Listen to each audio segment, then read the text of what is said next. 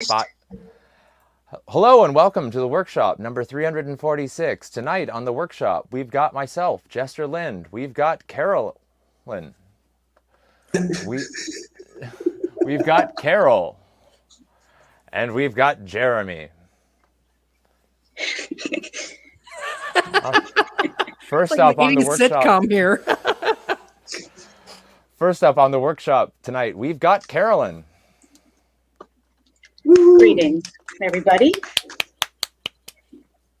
So, without further introduction, I'll just go straight into my show. My topic was picnics. So, anyone who says that this ain't no picnic when something sucks has never been to a picnic with my neighbor Sharon. Because they suck. Sharon, bless her heart, is a few sandwiches short of a picnic. A picnic of psychotic sandwiches. And psychotic sandwiches, in case you're not familiar with that delicacy, on the outside, it's 2 pieces of plain white bread. On the inside, it is filled with bologna spread with bat shit. And yes, that white goo ain't mayonnaise. It's pure, natural, unprocessed bat shit. And bat shit, even more than bird shit, dog shit, or even bullshit, is something you want to avoid like the plague this time for obvious reasons. And speaking of the plague, I last ran into Sharon at the grocery store in January 2021 at the height of the pandemic. And she's like, "Oh my God, Carolyn, it's you. Oh my God, I'm so glad to see you. You know, it's been so long since we've talked." And so I was like, okay, I'll admit I was excited to see her to another human face because I had been, sequestered and on house arrest for the past 10 months with Arizona Corona. So I was like, "Sharon, yeah, it's great to see you too. What's up?" And she's like, "We've got to get together. Oh, we've got to go to Harvey's Bar and Grill." Okay, so let me tell you about Harvey's Bar and Grill. Now, I'm not a germaphobe. Swear, you can look in my bathroom. There's proof I'm not a germaphobe. But this place is such a filthy fustercluck that the last time I walked past it, I had to wear 3 masks and hose myself with Lysol afterwards, and that was 2015. So I said, well, Sharon, I would love to have lunch with you, but, right now just might not be a good time to go out to eat. And Sharon says, oh, Carolyn, I understand your concerns. I know that since this, COVID thing has been going on, nobody feels safe eating in restaurants, but Harvey's Bar and Grill is the safest place out there right now because there is none of that Nazi communist socialist distancing, none of those suffocating masks, and it's more popular than ever now. It's so popular. We need to make a reservation right now because otherwise it'll be standing room only. So let's go. So I said, Sharon, you know what? We're in Arizona. It's January. This is perfect picnic weather. Why don't we have a picnic outside? We can do it at my place. She says, "Are you crazy?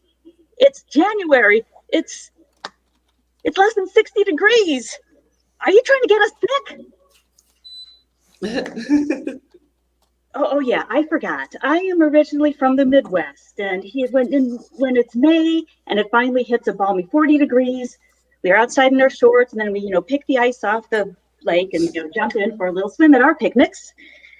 But I convinced her, "Oh, Sharon, I really missed your potato salad, from our last picnic." Now, in reality, it tastes like battery acid mixed with Elmer's glue, and it gave me the shits for 3 days last time I had it, but it's the alternative.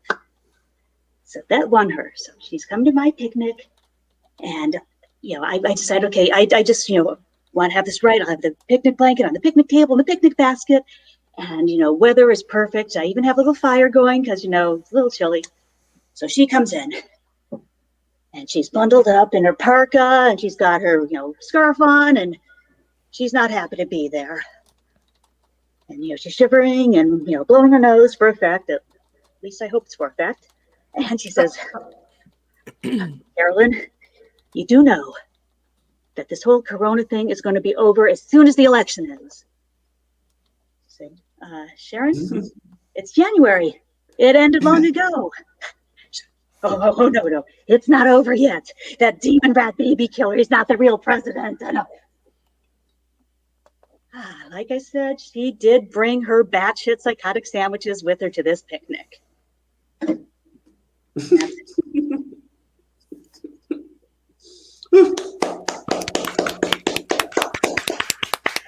Awesome. That's a fun adventure you took us on. I thought you were going to say Sharon. Sharon's a picnic basket. I mean, a basket case, a picnic basket case. Yes, I should add that to the next. Yes, thank you.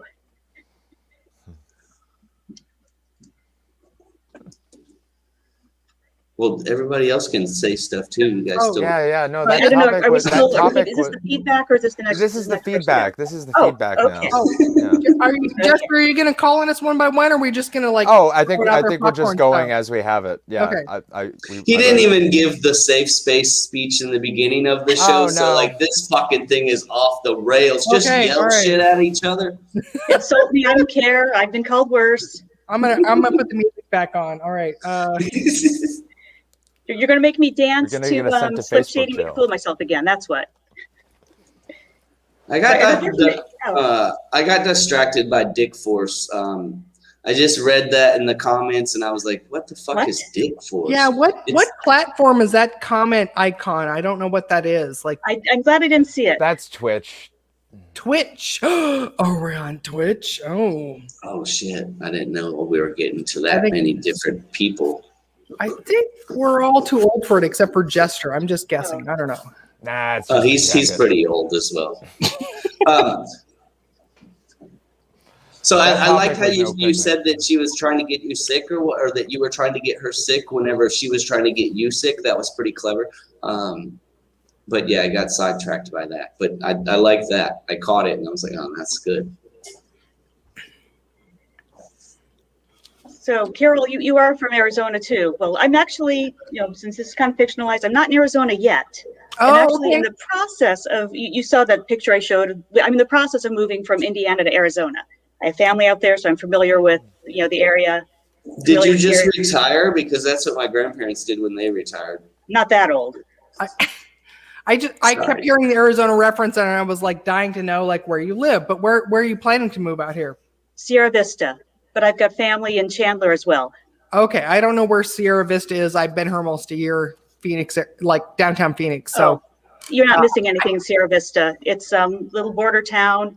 There's nothing there. There's like a Walmart and a Target and some bars just like the one I described.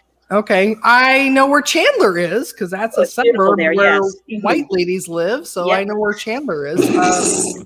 So soon, Carolyn will be able to call you to get Xanax, right? Because you're right near the Yeah. border. I mean, I probably would know somebody that could hook her up. Yeah. Well, if she's moving to white lady neighborhood, then that's perfect.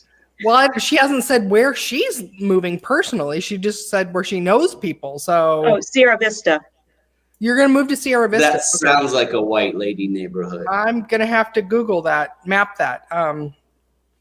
I saw at the beginning, like, I really loved your beginning of that setup because it had a lot of punches in it and, talking about Sharon. And I just think in this day and age, like comparing a Sharon to a Karen can be really fun. Like, I mean, everyone knows a Karen, but like, do you know a Sharon? Because they're worse. And Yeah, like that's a step up.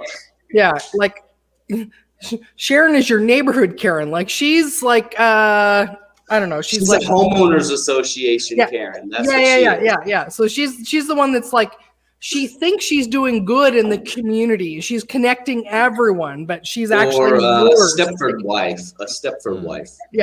She's the one that you have to deal with on a day-to-day basis. The Karen is one you just encounter in the wild. Like you're going to see them once and then never see that person again. Whereas a Sharon is somebody that's like in your life. Like you cannot even escape them. She is what is you're- sharing your time all the time. This is like the way you're describing her. Like that's what Jeremy and I are riffing on. That's kind of what I see her Yeah. at, right? Like And Everyone's got one of those neighbors. yeah. So I see like building on that, like your story was it seemed like real and authentic and seems like that. But the beginning of it was like the part that was funny and really punchy and kept me engaged. Whereas like kind of riffing more on adding it, like the rest of the story, if you can add some more punches into it and kind of comparing that, like this, like what Jeremy was saying too, is like what this Sharon character is in your life. You can't escape her, and like you really want to, but like she keeps popping up I everywhere. think if you make the reference to a Karen, like just explain that she's worse than Karen because you see her every day, that type of thing. And then people, I make a Karen joke in my set, and I live in Vietnam, and like, well, they're all Western people, so they get the joke mostly. But I mean, Europeans get it just as well as Americans get it. So, Jeremy, you have a Karen Nguyen. You don't have a Karen US. Yeah. So it's a win-lose.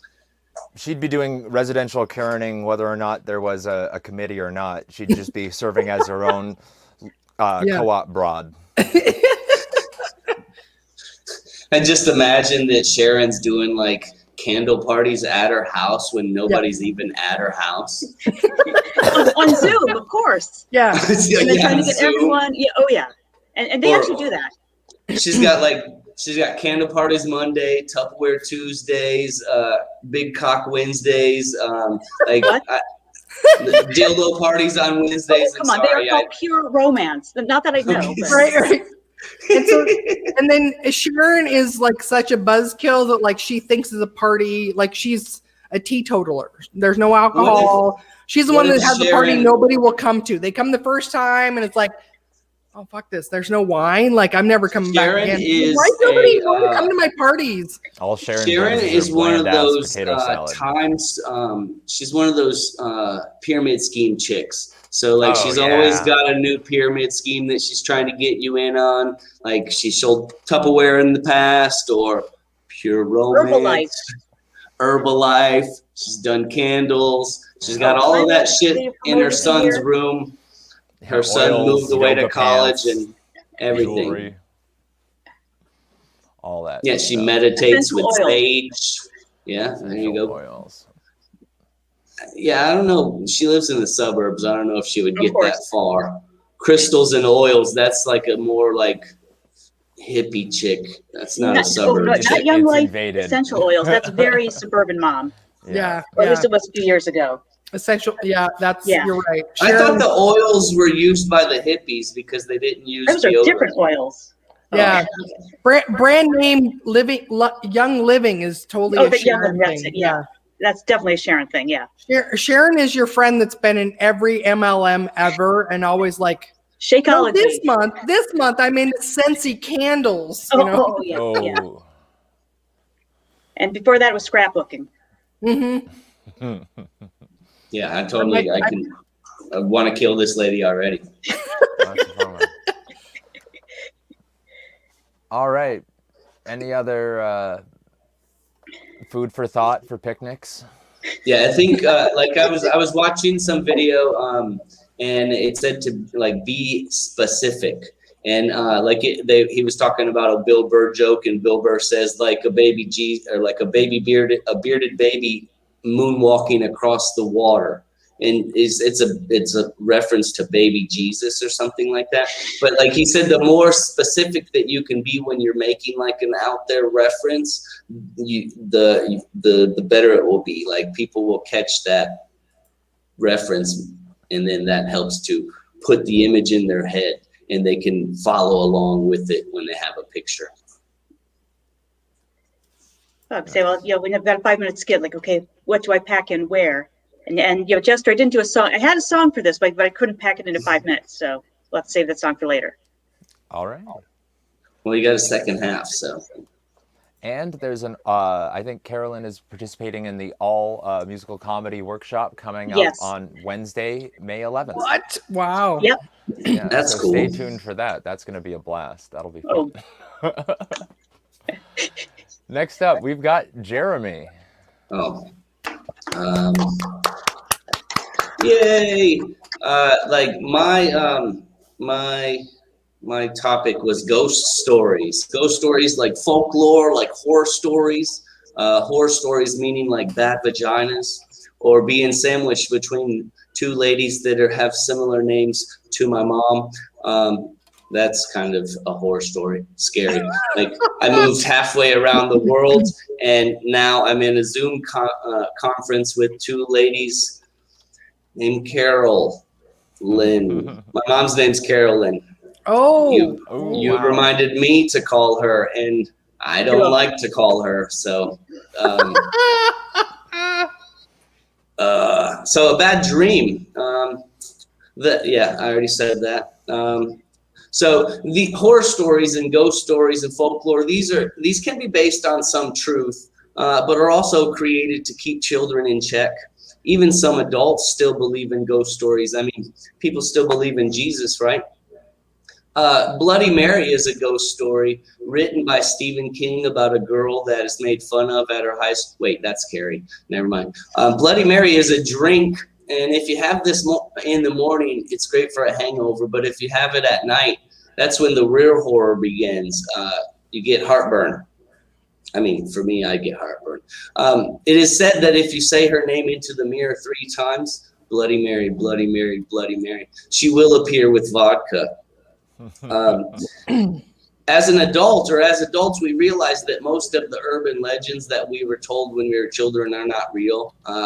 Real ghost stories are things that haunt you, such as bills that you can't pay, like the air-conditioned bill in Texas, July monthly electric bill, the car that doesn't run anymore, but you still have 5 payments left, or that college loan that you took out to learn computer programming to later get kicked out of school because you were busted selling drugs and you never went back to school because that bill is really big every month bill. Those are real horror stories, things that haunt you, bills.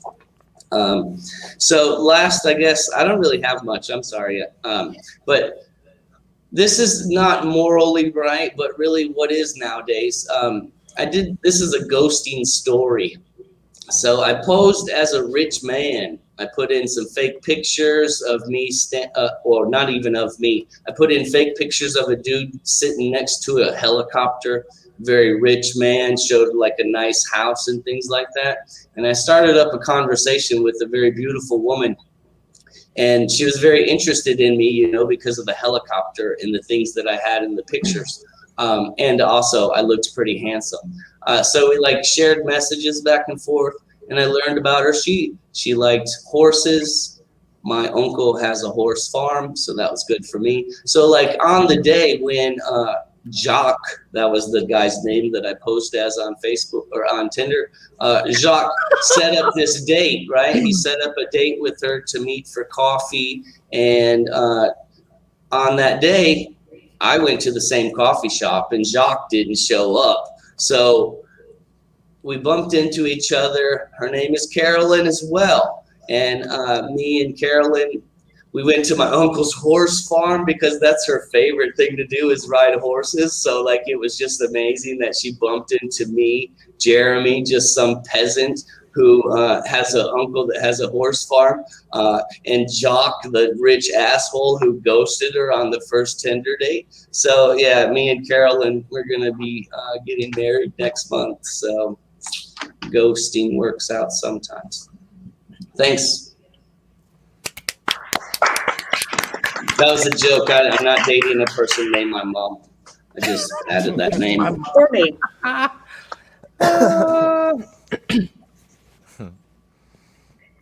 Oh, you. Oh no, those are just 2 of the names of the girls I dated in Southeast Asia. Oh, you. Okay. And Oh, you. Yeah.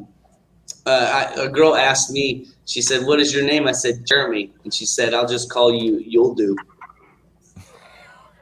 Easier to say, yeah. Yeah, You'll Do. Sorry, what did you? Yeah, that makes sense.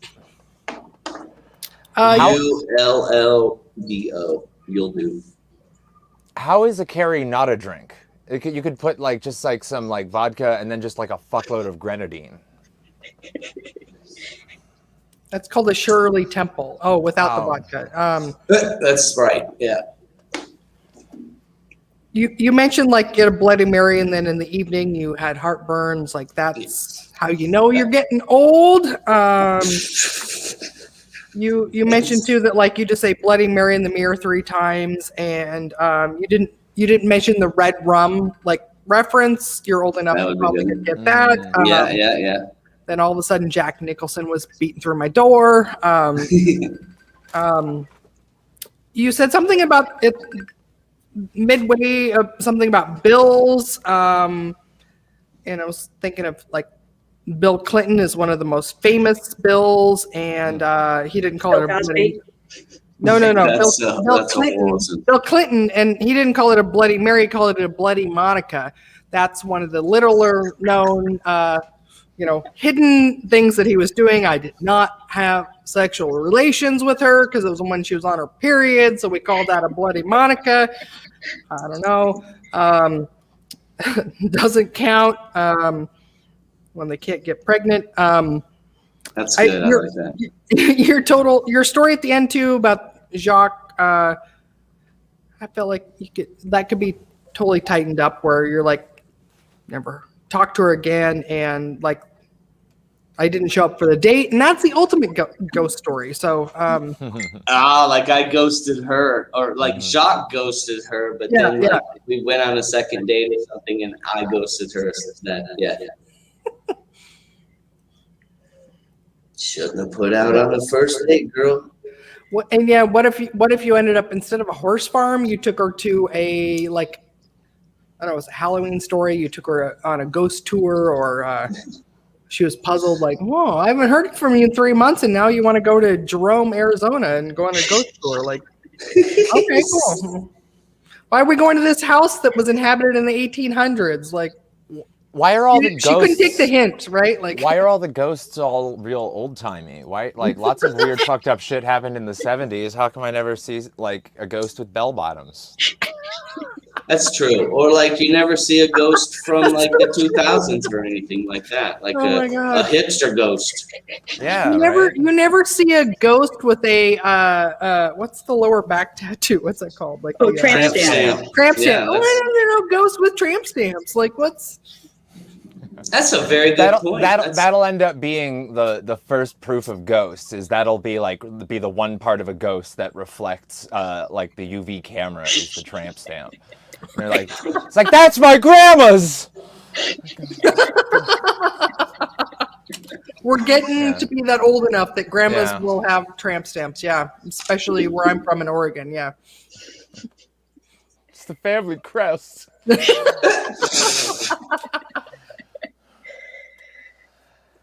Next up, we've got Carol Freeman. All right, where's my notes here? Thank you, everyone, for coming today. My word is scarcity, which is very different from Scare City, which is a Halloween store and not a ghost story, although, like, I have plenty of ghost stories. Now, the first thing that came to mind when I was writing on scarcity was trying to describe the positive experiences I've had in my dating life. Scarce. Not enough. Also reminded me of my son's father. Definitely was an undersupply of his presence in our life. It's also the opposite of my student loan situation. I do have a lot of letters after my name and the 6 figures in debt to prove it. A synonym for scarcity is dearth, which is a really interesting word because it's just one letter away from death. And, we did not have a dearth of that during COVID. I just kind of imagine, though, if you live in Arkansas, you might say something like, I went to a funeral because we had a dearth in the family. Yes. I'm from Oregon, though, so like sounds like everybody I grew up with. I've just tried really hard not to have that same accent.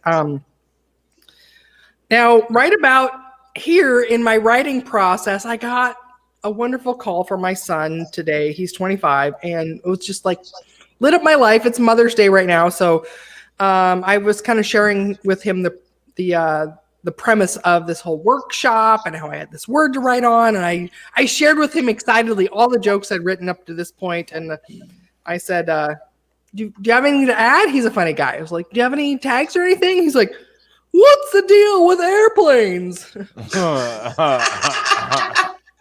Good tag. And I don't think he's ever even seen Seinfeld. So,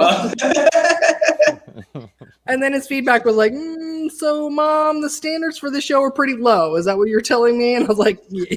I mean, you heard all my jokes so far. Yes, son. I love him. He's the best. And so my day job, I'm a keto diet professional. So you could say that I coach people to eat a carb scarcity lifestyle. It's only necessary due to the lack of food scarcity in our current world, like in the United States specifically. Now, let's see, where am I going next here? The scarcity also reminded me of Scarecrow, which is made famous from The Wizard of Oz, who's a character that was searching out a brain, lacking a brain, which also is another thing they have common with the dudes I seem to be attracted to. Things that are scarce are typically very expensive, like diamonds, rubies, and gold diggers. Most people don't actually like scarcity, and there's no better example of that than in sex, right? No one wants inadequacy, short supply, or a dearth of sex. We prefer things like adequacy, ample supply, and girth. Although the exception is vagina. If you're into that, I mean, nobody wants a girthy vagina. So that's true. That's what I got for scarcity. Thank you guys so much.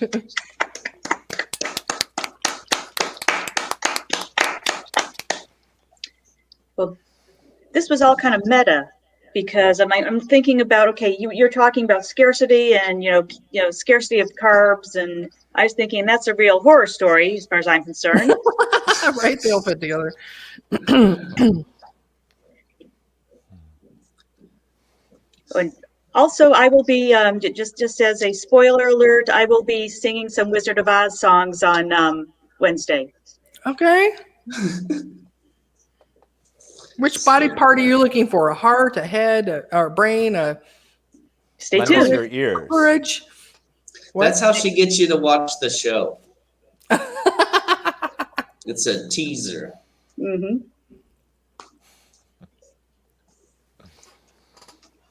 But if she's singing, are you playing an instrument as well? For the Wizard of Oz thing, no, just because Oh yeah, because it's already got the music. I'm just going to be singing. But then my second thing, I will be playing an instrument. See, so she's got a brain, obviously. We know that now. She's looking for something else.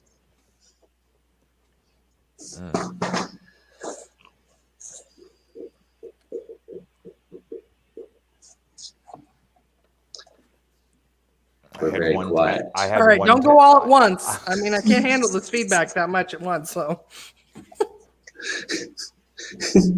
there was a scarcity of laughs. Is that what it's or a scarcity of input, guys? The scarcity of feedback. That's what's happening. Your husband, there was there was a lot of ties to the men that you date. Yeah, you haven't heard most of my material, but yeah, that's. It sounds like there may be a scarcity of therapy in your life.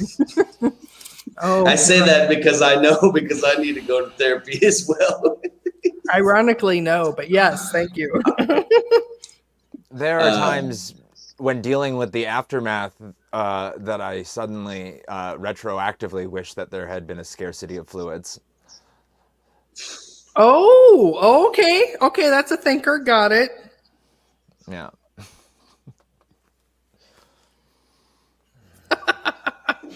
You think an abundance of fluids is good until it's a bad thing. I had one thing written down here, but I don't know how I feel about it. You said no one wants a girthy vagina. and I wrote down not by a wide margin. And I. That's my grandma's name, you dick. Okay. See, I was thinking more G-rated, that you don't want a girthy gut, or Mm.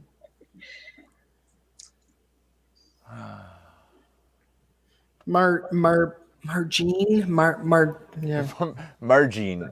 Margin, like, but Vagine, margine. spelt like, but pronounced like vagine. Yeah. It's Just the a sousant bougie of French Marge. pronunciation of margine. Yeah. Yes. Yeah, that's who Jeremy matched with his French catfish account.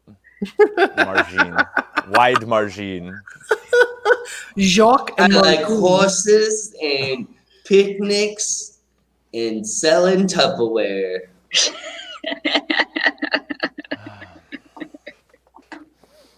All right, so I'm up next, and I agreed to host last minute, so I wasn't assigned a topic, so I just assigned myself Mother's Day because that's what Oh, today how is. sweet. I know. I actually went to go. About to burn it up. I went to go visit my mother today for Mother's Day because I live in her basement. She's just upstairs. But she had actually gone to go visit her mom, which was perfect. So I was able to just get all of this. I did a whole bunch of gardening for her today. And honestly, the whole backyard went absolutely to shit because we were like, we're not inviting people over. It's like we're all quarantined, and we just let everything go to hell. And no joke, all of the grass in our backyard is being actively taken over by this like moving front of chives. You know, familiar with chives? It's like a grass that tastes like onions that you can eat. Real great. You can snip it up on a baked potato or some shit. There's lots of things you can use chives for. I've had to Google lots and lots of ways to use chives because we have an entire fucking yard of chives now. And so I went to mow the grass today, and I was just fucking weeping.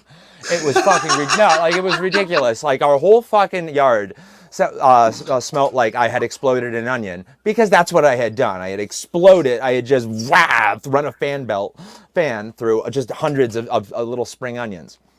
And then my mom comes home and I'm like, Happy Mother's Day. And she's like, oh. And then I got her started, and then she was crying and I was crying, and it was just a fucking mess, you guys. Oh. Yeah, so we got talking. She's like, I'm glad you're getting to the garden. But what my mom really wanted me to do was to clean my ash hole, which is what we call the fire pit, the ash hole. It's where the ashes go. So I figured, okay, I'll do some ash hole maintenance. And okay, since the ash hole is completely full of waste, right? Like, so it's becoming a problem. So we got to get this shit out of here. And it's Canada, so we got to dump it responsibly, eh? So, the ash hole is completely filled with almost exclusively degraded organic matter, plus just a couple of random beer cans and shit. I don't know how they got in there. But anyways, get them to the side. And then we could just put it in a paper bag and leave it in front of the house for collection. That's just how yard waste here works here. Also, I really had to, I had to really make sure I cleaned the rim of the ash hole because we've got an old rim from a car in there. So I really had to make sure I got in good around the rim. Oh, now I'm just so happy to have a nice clean ash hole, you guys. And so this is my jacket that I've been wearing. This is my the Canadian Olympic closing ceremonies jacket. It's always fun to watch the Olympics. The Winter Olympics is just watching rich white people slide through life competitively. What else have rich white people been up to? Shooting off rockets.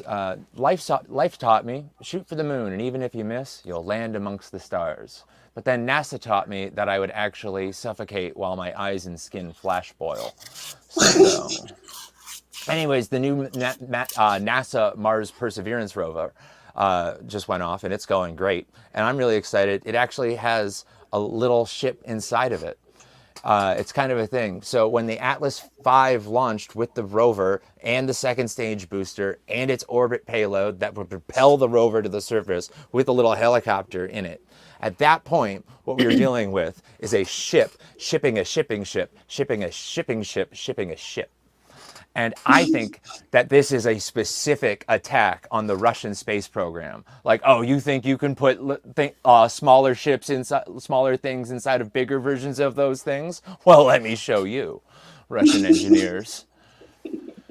Anyways, that's my time.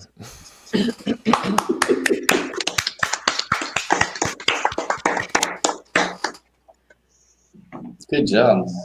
Thanks. The onions thing, that was very clever. You know, crying. There's then I layers of remember comedy with onions. there was something. There you go again.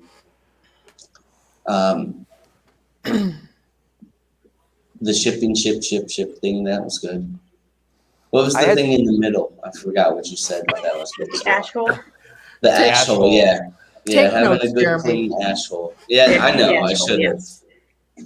I'm stoned. I got an excuse. That's always a comedian's joke. You start in the beginning where you're talking about gardening, and I was expecting you to say something about your weeding, which means you just went back down into the basement to tend your weed. Oh, yeah. There may be some legs with the fact that like onion crops, they smell like BO. I don't know where that could go, but like just like your mom came home and she's like, "Whoa, you've been working hard in the onions, huh, honey?" The ash hole, like I don't know, just tie it back into my imaginary you growing weed in your basement, where it's like we use a lot of spent. What is it? I'm not a weed smoker, but like after you smoke, Apparently, the stuff. Jeremy, you can help with this part. Like when you're smoking a bong, the stuff that's left over, what's that's called? Like the ash, like ashes. Yeah, like, but does it have a name if it's weed versus like regular ashes or? Not really. No. All right, anything fire is ash, I guess. If it's the tail end of like a joint, then you've got a roach. A roach. Yeah. But I'm thinking more just like the ashes, like it's no longer worth smoking. Like I don't know, you put most of it's made out of your spent bong matter, your pipe that you don't smoke. But Jeremy's coming over frequently to contribute theirs. But also maybe you have a multi-generational garden where maybe it's your grandma's ashes are part of like what you put in your ash hole. I don't know. Like we cleaned so far into the ash hole that we found grandma's ashes that we lost like long ago. Like you did like some kind of archaeology, and you took a core sample from your ash hole, and there was grandma's ashes about 10 inches down, or 10 centimeters down, however you'd measure it in Canadian. You found out some things about grandma you didn't want to know by taking her ash hole. Oh yeah. But grandma made a good contribution to my weed plants with those ashes, so that was pretty good. Cycle of life. Your mom was like, "We're gonna start a garden in the backyard," and she doesn't know about my garden behind my green screen, right? In her basement. Why is the electric bill so high? Because it's cold in the basement, Mom. We need the heat on. Yeah, so I had to go up and work in the garden upstairs. So I think that skunk is back again. Exactly. You talk about your jacket, but you know we all tagged that before we went live about how you saved up 7,400 cereal box tops to buy it, but also in Canada, I don't know if that's a thing or not. So like about the jacket, like you said, that was an Olympic jacket. It's the Olympic closing ceremony jacket. Did you just like make a copy out of the jacket that you had at home? Because I doubt they gave them denim jackets for Olympic ceremonies. No, haven't you heard of the Canadian tuxedo, Jeremy? It's like jeans on the bottom and jeans on the top. You don't just give those away. It's like you get one Canadian tuxedo, and that's the only one you get for life. All right. Yeah. So you just grow into it. You unroll the pant legs a little bit, but like to have an extra one that's specifically from the Olympics, I don't know. You're talking to a Canadian, like I have multiple jean jackets for different occasions. Does it have like a letter of authenticity or something? This one did. Do you Had like have different had a little shades of had a little jackets? hologram badge thing. Had like My a You little- daughter- you should make one of those TikTok videos where like you're wearing your jean jacket and then you're like boom and you're wearing a different jean jacket and then you're like boom and you're Oh, wearing yeah. different jean jackets. And Yeah. put them in order. This so one's that you lined can with see the sheepskin. shade change. This one's lined with corduroy. So when I move, it goes. So I don't wear that one a whole lot. But like I My All right. daughters call it when you wear a jean jacket and jeans a Canadian tuxedo. Yeah, that's right. it's a real But you thing. probably already knew that. Yeah. I just learned real that today.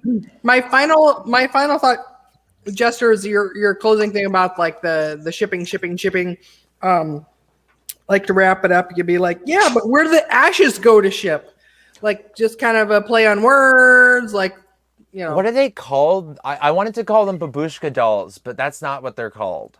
I think The they're Russian, Russian uh, nesting, like Russian nesting dolls. Russian nesting dolls. That's Nesting that's dolls, English yeah, word. yeah. Right. Oh, and I've heard that show is good too. I should watch that. What's Maybe the I show? Babushka? Was it Russian doll? I can tell you're very clean with your material, but it's like like the innuendo of like, but nobody knows where the ashes go to ship. Sounds like because I wanted to know like in your shipping container, is anybody shitting in the shipping container? No, we're not going to talk about that. Where do the ashes go to ship? Who's shipping in the shipping container? The astronaut shit is what isn't like the diapers, the diaper matter. Anything that's in the diapers and anything that isn't able to have water compressed out of it is burnt is ejected from the International Space Station, and it burns up on re-entry. And it just So becomes, it is turned to ash. Okay, so all ship. it just all becomes ship matter. ashy dust particles in the air. So sometimes Some you're dust is walking astronaut outside with diaper. fresh air, and you're breathing in that fresh air, and you're breathing in astronaut shit diapers. Where did It's Jeremy go? entirely Did he possible. go to refill his ash matter in his? Well, I'm not supposed to smoke in my room, so I'm just hanging my head out the window right now. You live with your mom too? Is that what you're saying?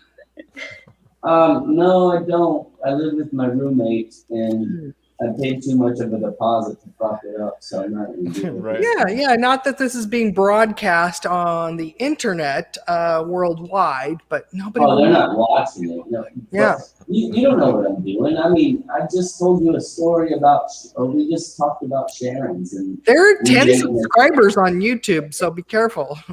oh man, Oh yeah. I'll go subscribe to make it 11. Next up, I'll speak extra loud for the people who aren't in the room. Next up, we've got Carolyn. I'm coming back.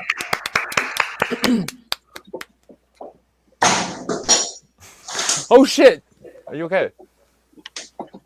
Okay. Trap. It's a trap.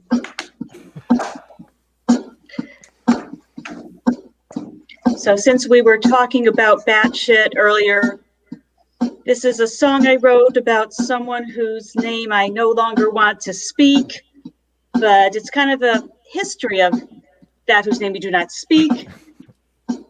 We'll start with him from before 2017. Let me know if the music good level now? Can you hear Yeah. it? Okay, and I'll sing. He mocked prisoners of war and then disabled journalists everyone saw on TV. He bragged he molested, but no one protested. They only screamed, but Hillary. He said no one's hotter than his sexy daughter, but he's a great Christian, they said. Cheated on every wife, but at least he's pro-life, unless it's not a fetus who's dead. And the one time that he told the truth, he could shoot at people out in the street. He keeps shooting himself in the foot, and his fans keep on kissing his feet. 2017 to 2019, they claim the economy's great under him, but just billionaires' wallets got fatter. And there was no outrage for those kids in the cage. They're illegal, so their lives don't matter. He got 22 soldiers killed by Taliban through some Russian art of the deal. Call them losers and suckers, but those fans of Tucker's are just glad he hates blacks who kneel as he spits on the graves of the fallen. But Antifa is their new excuse. He keeps shooting himself in the foot, and his minions keep licking his boots. 2020 now, just the Democrats' hoax and some sick racist jokes from his loyal disciples on Fox. Turns out he always knew that was no Wuhan flu, as his buds all cashed in on their stocks. Then he fired the experts who wouldn't bow down to the genius of bleach drinking ways. He appointed Mike Pence, which makes no freaking sense. What has he done besides hate on gays? And now hundreds of thousands are dead. Thanks to ignorance, he just won't mask. He keeps shooting himself in the foot. They can't see that his foot's up their ass.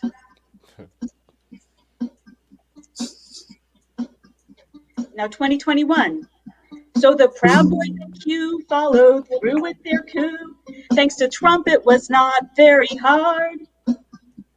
An urgent insurgency, such an emergency, hours to call in the guard.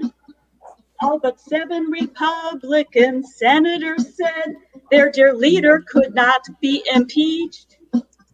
Though they all could have died, couldn't swallow their pride, should have taken his advice to drink bleach. Now the cultists are all celebrating with their Trump hats and MAGA and camo.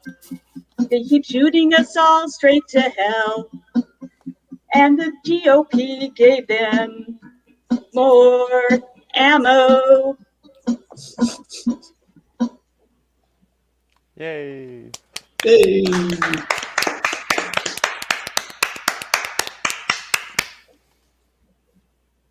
It feels less dramatic when it's revisited in song. Right? It seems like a song we'll learn in middle school. Like kids will learn 20 Yeah. years from now. a That's, song. yeah.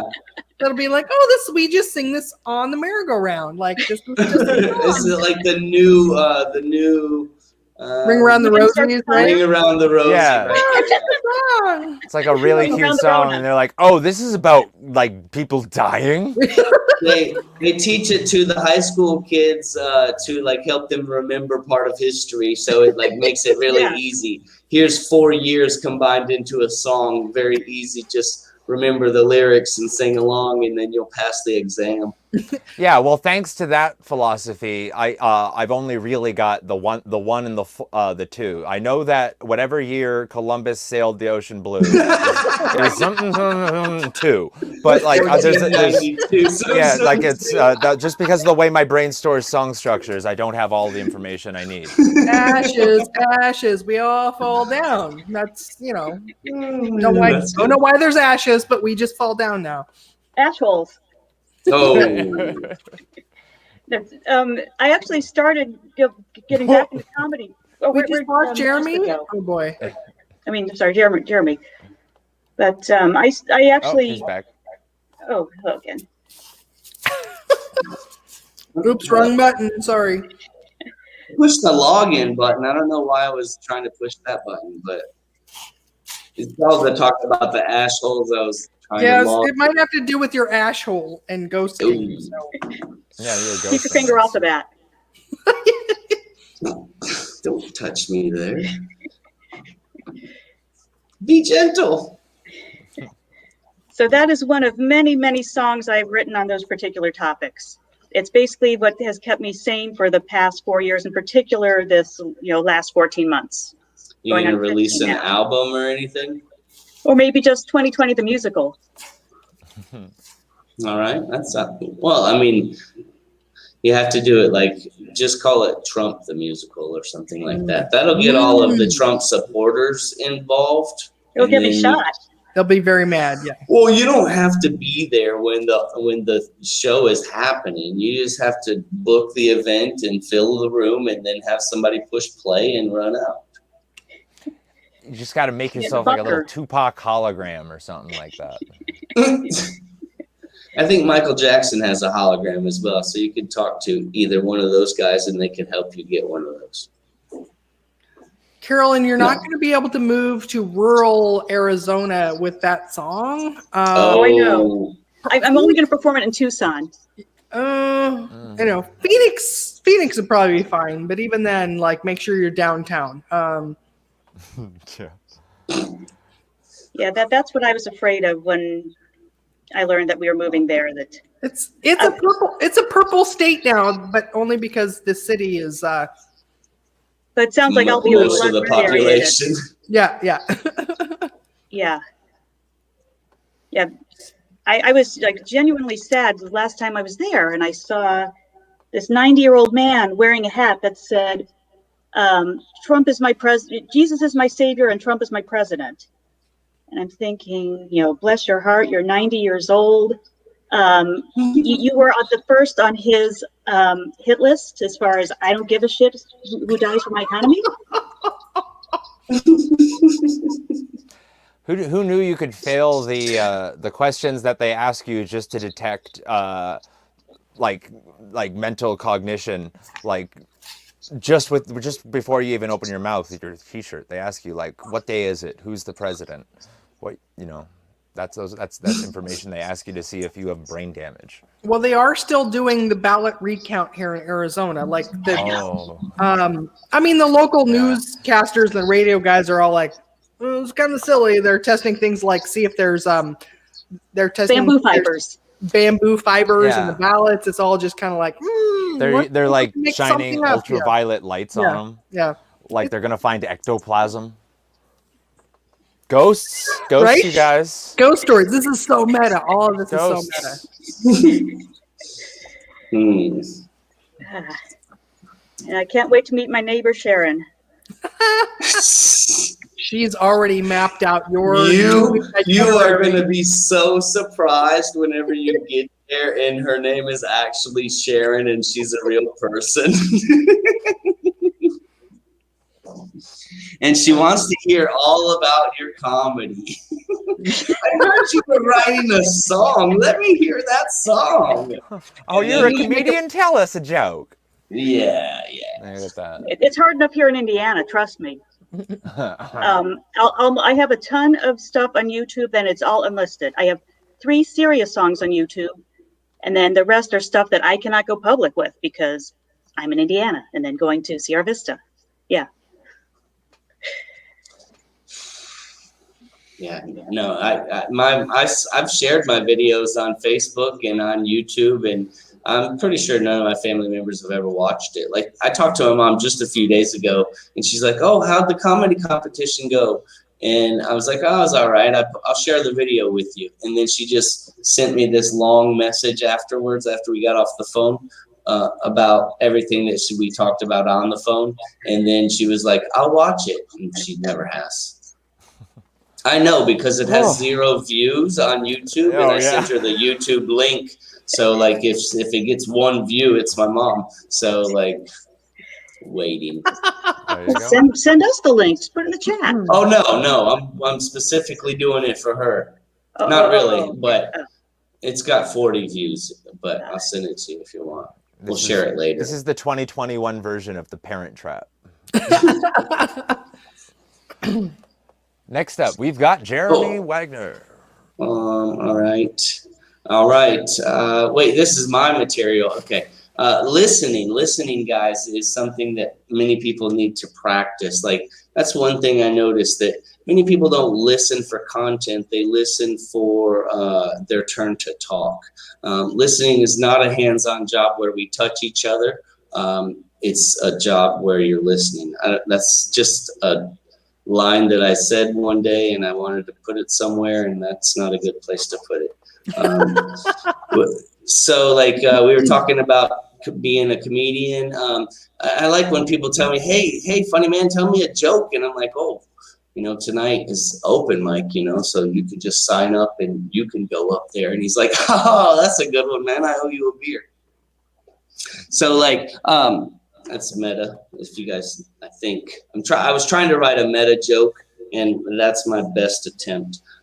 So like, I'm sorry for you guys who waited all this time to see Jason Statham tell jokes, but I'm only Jason Statham's stunt double. Like he's coming to Vietnam to film a movie. It's called The Comedian. It's about a guy. I wouldn't even call this guy like a comedian, maybe just more of a guy who speaks into a microphone. And so like Jason Statham, he goes up at the open mic and his jokes are landing. Like everybody's laughing. Some would say that he was killing that night. And like he actually killed the host by stabbing him in the neck with the microphone. So then like Jeremy Statham goes through his comedy career, and eventually he bombs at a nightclub. And like he gets real depressed, and he's like, I need to find a new hobby. So he takes up flying, and he learns to fly an airplane. And then like the end of the movie, he drops bombs on the comedy club in Montgomery, Alabama, because that's where he bombed. So like paybacks. So then Jeremy Statham moves to Vietnam, where he becomes the telemarketer.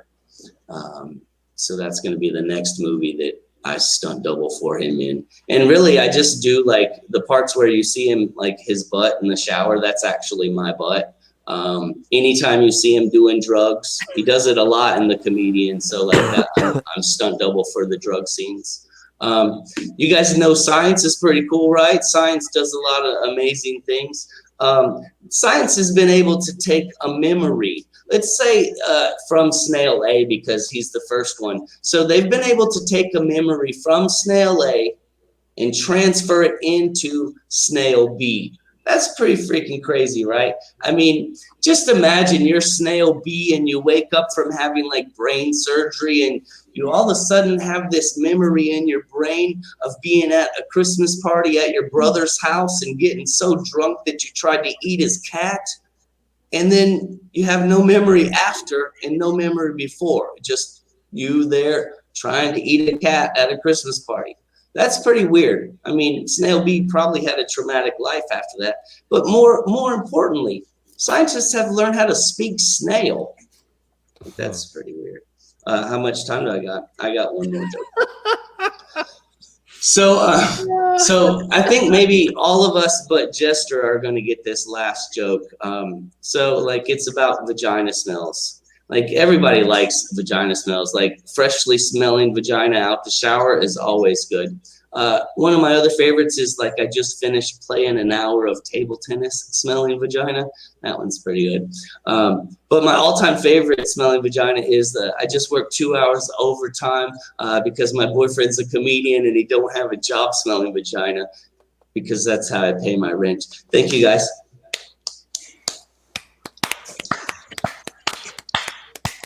Everyone likes the smell of their home cooking.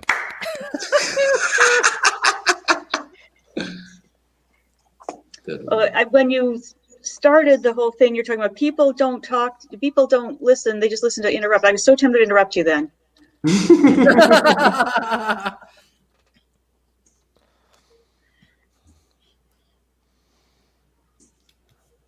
You should have. But then again, this is not scripted, so totally shouldn't have. You had some middle part there where you're kind of dancing around the idea of like the Joker movie, and I just thought like I'm a star in Vietnam in my own mind. The show is called Comedian. It's a dollar store version of Joker, the movie. Okay, yeah. And then also like you talked about how like everyone likes vagina smells. My favorite smell is fresh out of the shower vagina. So the vagina that has no smell. Like you don't even want to smell like vagina. You want to smell like, I don't know what, like some kind of floral essence body shower gel. Like you don't actually like vagina smell. Like, the no smelling smell vagina. Yeah. My favorite is that it, like you can't even know it's there. And then you said something about like that's how you pay your rent. And so it's like we're all confused about like, so do you have your own vagina? Is this your girlfriend, your mom that Yeah. you live with? Like, where is this like vagina that you're using to pay your rent coming from? Like, there's so many unanswered questions there. You don't need to know that. Yeah, well, He's paying it forward. He's to the vagina. if you're telling jokes about it, we're not going to laugh until we know. Okay. Well, Speaking there's of which. nobody. I pay my rent, so there's nobody. It's just me here crying alone. Did you get swept up into the like sex trade in Vietnam, Jeremy? Yeah. Well, I wish. I've been trying, but nobody wants me. Well, I mean, they want me, but they want me for the wrong reasons. They're like, "Oh, rich white guy," and I'm like, no. I sleep on the floor, and I live at my mom's house if I go back home. So I'm poor. But I only work like 7 hours a week, so fuck you guys. Uh-huh. Next up, we've got Carol. Whoop, whoop. Oh, you guys are just like, we're done with his feedback. That's it. Yeah, no, he missed the call. It's good. I It's just totally call fine. That's it. We don't I'm the dead air assassin. As soon as the lull goes too far, I put it down. Thank you. Thank you for saving me there. All right, everybody. I miss my ex. I'm gonna be single forever, but I miss dating because, oh God, I learned so many valuable lessons. For example, with him, I learned the difference between probation and parole. He was on parole. From what I understand, that's not the good one. My best girlfriend asked me, like, how was it you ended up with a guy fresh out of prison? I'm like, oh, did you see how hot he was? She's like, oh, have you seen a picture of Ted Bundy? I don't know, Stephanie. Maybe I was looking for red flags, not orange jumpsuits. Like, Carol, you totally ignore the red flags. And plus, his red flag said prison.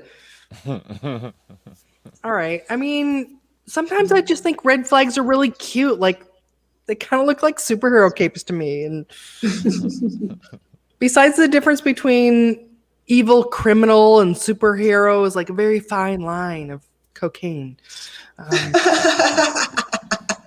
And maybe he's just like one spider bite away from doing good in the world. And maybe I'm going to be his Black Widow. Now, all right. I thought that guy was just like one bad choice, a fluke, a really hot bad choice. But then I realized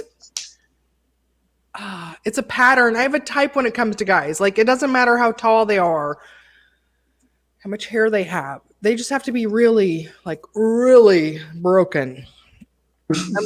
I mean, if the guys I dated were a home improvement project, then they should be in foreclosure. Like, I've totally maxed out my Home Depot card on those fixer-uppers. And like I went in one time to try to buy a stud finder, but they're like, oh, based on your credit limit, girl, you're only going to get a dud finder. And it just works way too well. Now, I've never slept with a serial killer. Like, my guys just don't have that much ambition. Like, I mean, they don't even murder people. Well, like, not on purpose. So it was like manslaughter, not even murder. Like, not even close to aggravated either. So, oh dear God, my search history is going to get me in trouble here. Like, one dude just like that I dated, like, accidentally ran over a guy in a dark night. Like something just bad happened. So that's like happenstance murder. People often ask me, like, have you ever tried that write an inmate program? I'm like, oh God, no way. Ooh, like, I don't have to work that hard. Like, they just come to me. Like, also, like, don't get offended if I'm not attracted to you. It just probably means like you're a decent human being. Like, it's not like that's a bad thing. I'm just not into that, apparently. Now, I really wanted to be like this recent bad boy streak I was going through, but then I realized that 25 years ago, my son's dad was the one who taught me the word incarcerated. Now, I grew up really sheltered in Oregon, like no worldly experience. So I asked him, I'm like, oh, that's a really fancy word. Does that mean like when your car catches on fire? Like, what does incarcerated mean? Like, no, it means he went to prison and I still married him. Like, God, there's something wrong with me. Oh God. Anyone here tonight? All of you that are watching us tonight, like anyone do DNA testing on 23andMe or Ancestry? Anyone? No one? All right. I did, and I found out that my dad did not have any illegitimate children. It was shocking. Also, I found out that my family's original British freeman ancestor was convicted of a felony and shipped over here in 1837. So I didn't know this. Like, again, I grew up in Oregon. We didn't learn real history. But it turns out that back then, if you committed a crime that's not quite worthy of being put to death, they shipped you off to America to serve out your time. And even then, they knew that it was one step down from the gallows to be sent to Michigan. It's something that's called penal transport. That's not the same as penile transport, which involves taking a penises somewhere. It's close though. Penile transport meant taking a ship full of dicks to work in the tobacco fields. Now, upon entry, criminals were sold as slaves, and not the good kind. Now, okay, the white people watching, I felt your butt clench a little bit, like. It's only us. Right? No, the white criminal slaves were not desired. They were the cheap ones. They were the dollar store version of slaves. Nobody wanted to pay for these deceitful people, right? So I just want you to know this is the origin of white trash in the US, folks. This is my family history. Now, people assume when they hear my name Freeman that my family owned slaves, but instead we were the ones being owned. And I'm pretty sure that Freeman was not even the name he came over with. It was when he got done serving out his time here, he was just kind of oh no, I'm a free man. Don't look here, folks. I'm not a criminal. I am totally free. It says it in my name. Yeah, it says it in my name. I am a free man. No, I just was born here as a free man. So I also found, again, I was very sheltered growing up. I didn't know all the history of this. So it turns out that the recipe for the United States was lots of genocide, good helping of slavery, and a sprinkling of English prison folk. So it turns out that my dating choices were not a fluke. I was born this way, folks. I was born to be a connoisseur of the criminal cock. I just can't help it. It's my destiny to sniff out this prison peen. And in summary, Ancestry revealed that my original Freeman ancestor was a convicted British felon. So yeah, I took a DNA test and it turns out I'm 100% bad Brit. All right, that's it for me, folks. Hey. Then your prison resume and it sounds like you have now accepting rap sheets. You have great grandfather issues. You're looking for those criminals. Yes, not daddy issues, great granddaddy issues. Way He back. was a criminal, and I like the criminal type. Sometimes they're mama's boys, but they'll also kill you. I haven't slept with a serial killer yet, but I mean, let's hope that doesn't happen. But on the road you're going to. When you made that comment about a penal transplant does not seem a penal transport, I was thinking penile transplant. Another version, I'm just reading off the thing, but another version I have that third one in there too. Yeah. Penile transport is when they take you down under, not take your down under. And I haven't done the 23andMe. I was going to say, I haven't done the 23andMe, but based on the way my quarantine hair is coming in, I'm worried I'm 3/4 Irish, 1/4 Irish setter.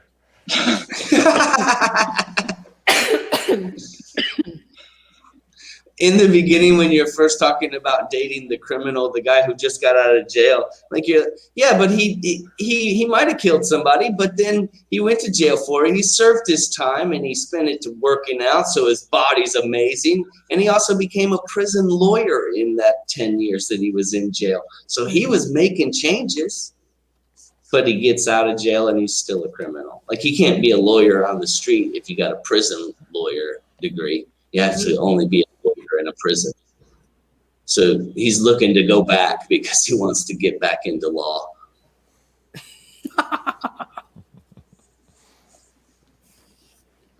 Yeah, I was also laughing at the part about, all the prisoners being sent to Michigan. I lived in Michigan for 14 years, and there actually is a Hell, Michigan. And Yeah.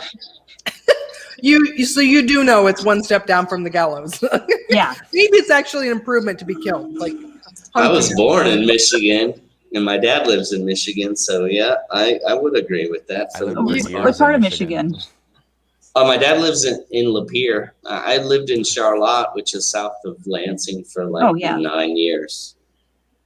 Battle Creek, 14 years. That's about 20 miles away, I guess. Rochester. Oh, that's right. Yeah. So we all got the Michigan connection, and then there's the Arizona soon to be connection, and they've both been to China connection. So you're small world. You could say I'd date him for a year or two, maybe even 3 with good behavior. Love it. Love it.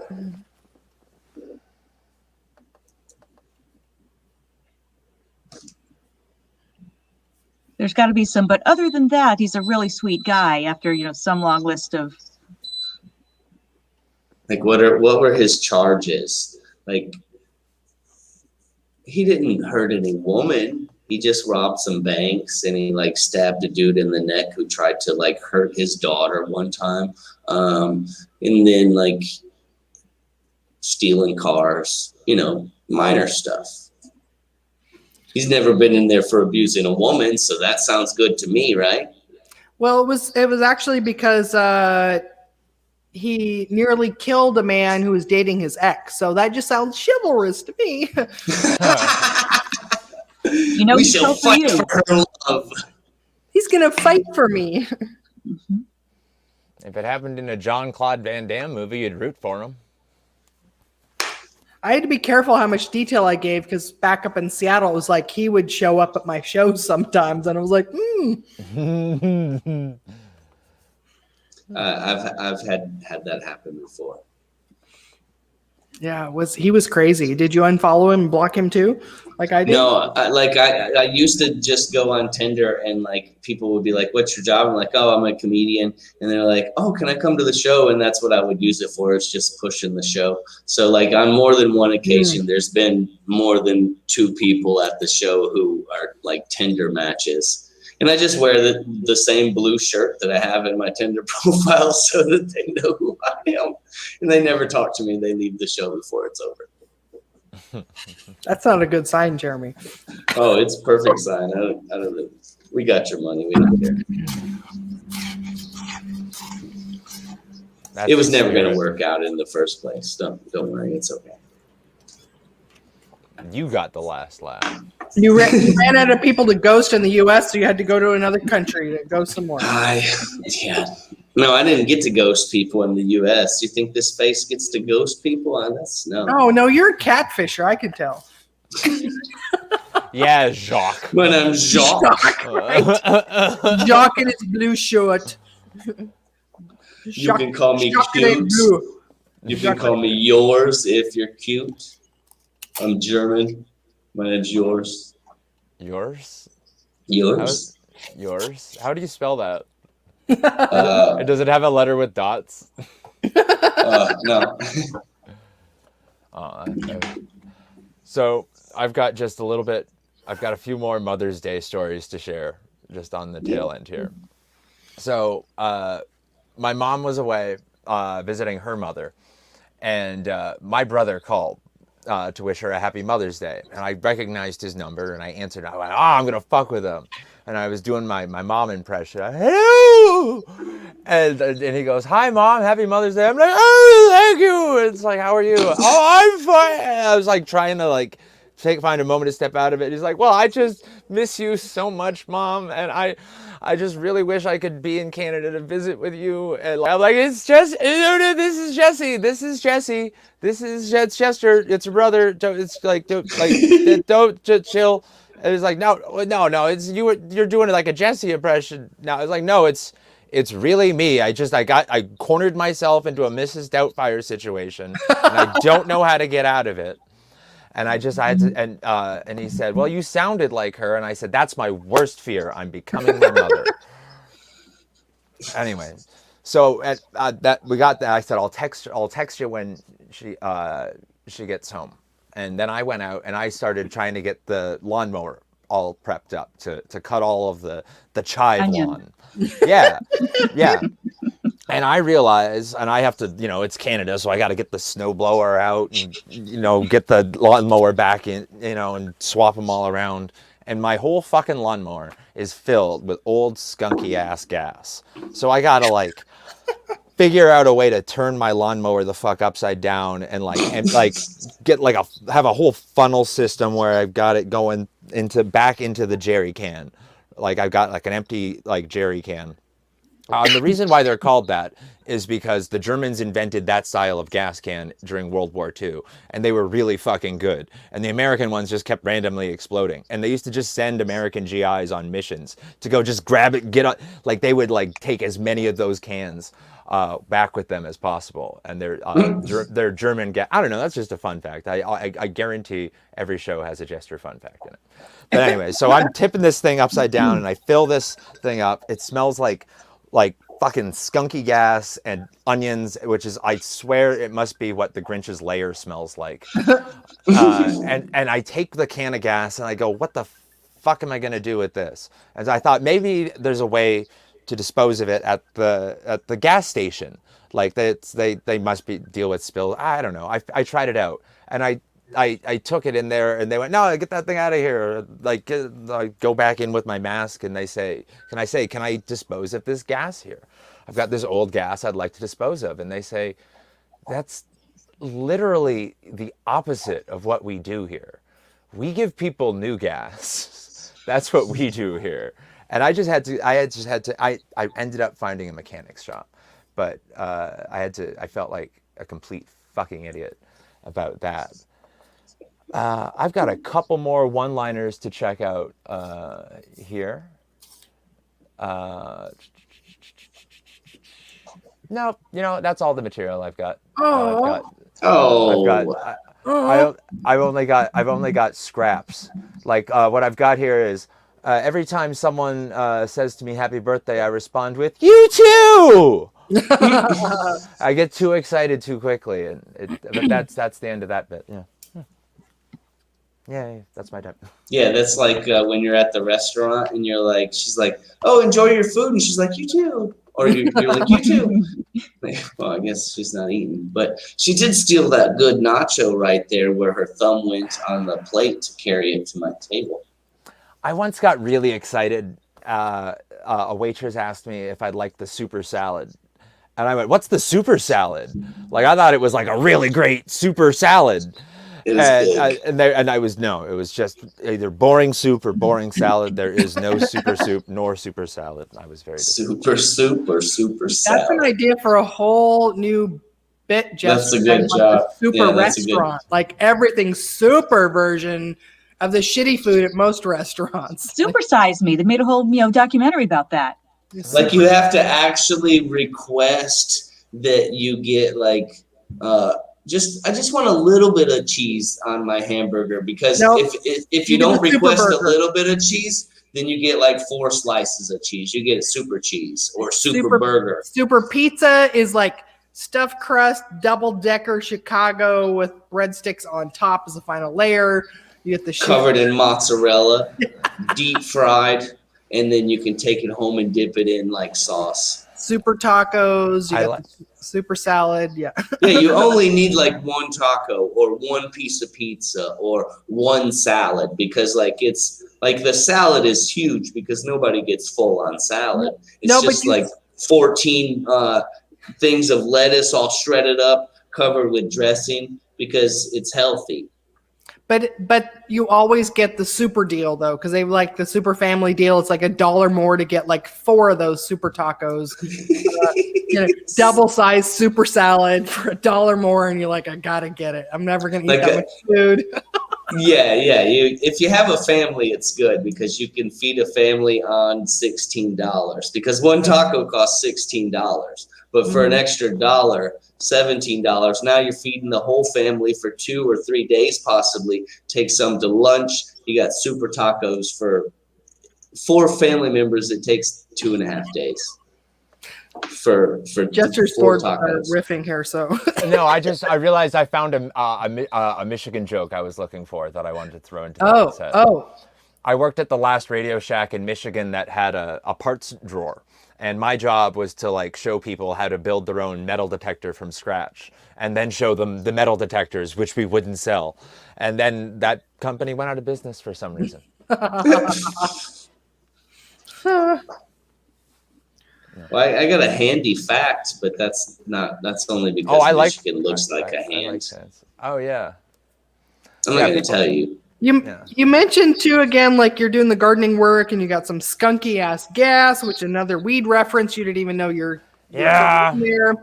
Because it was Mother's Day. I spent all day doing nice things for my mom instead of smoking weed like I normally would. Well, that's the juxtaposition, right? Rhythm. Like you're such a good son because you gave up like an hour of not smoking weed, but then you kept running into these things like, and there was a skunky gas. Oh, right.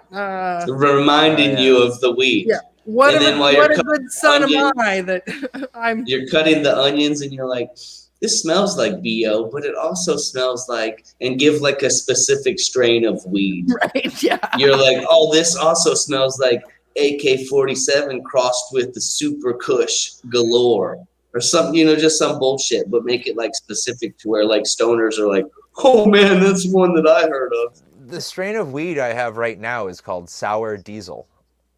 Does it smell like cat piss? No. Dude, that's a perfect merger with your skunky ass gas and not the sour diesel I'm used to fueling my body with. Like that's exactly. That's a good point. Yeah. You're like, I pulled open the gas like it wasn't starting. I opened the tank. Oh, sour diesel. But not the kind that I'm used to. Sour gas instead of sour diesel. Everyone knows sour diesel. And then you're talking about the Jerry can too, and it's like, who's Jerry? It's not Jerry. Oh wait, who's the Seinfeld? Grateful Dead Jerry? The Grateful Dead Jerry. Garcia. Yeah, Jerry Garcia. Not the good kind of Jerry Garcia. Like everything is tying back in, but also Mother's Day jokes. You can do them once a year, or like 2 or 3 days around that. So. Well, that's the thing. These are just some funny things that I was like, I wrote some of these things down, and I was like, I'm not going to get to use this otherwise. No, so you totally can. I ended up taking over tonight. This can just be any day where like you're trying to be a good son for your mom, right? And then like you're like, hell, I could lie and say I have my own house. Yeah. Well, whatever. Yeah, but everything is reminding you of the weed you're not smoking, like because you're trying to be such a good son and help your mom out around her house, and like. Everything just reminds you of like, oh God, I could be home in my basement smoking weed right now. So, speaking of, I'm gonna just step aside to grab my bong. But our next performer is Carolyn. She already. Everybody's already. Wait, did we double do? Oh, we did. We did. Baby. Oh yeah. You were the last one. I was the last one. Oh, we're done. Okay. Yeah, sorry to disappoint you. You're up next to do your plugs. Well, you get to see me, like I said, on Wednesday evening, same time. We're going to be doing the musical, and I've already given you a teaser about the Wizard of Oz and some others. I'm actually going to do something not political this time, in addition to my Wizard of Oz. So, hope to see you all there. I will also be on the musical night on Wednesday, May 12th. Looking forward to that. That'll be fun. So you have to sing comedy songs for that, huh? Yeah, and still on an assigned topic for the first part. Oh, wow. Oh, yeah. Make something fun. Yeah. Okay. All right. Well, good luck. That sounds fun. I don't think I can do that. I'm not musical at all, but it sounds all right. It's a fun show to watch. Anything to plug, Carol? Yeah, you can follow me on Instagram and Facebook, Keto Carol, Keto. Carol has an E on the end, so you can find me on both of those platforms. I am performing at in-person shows around Arizona. And also you can follow, I've got a live broadcast podcast with Simon Kaufman. We do that every Thursday at 4 p.m. Pacific time. If you find me on Facebook, you can find our live broadcast and also on YouTube as well. So Keto Carol on YouTube.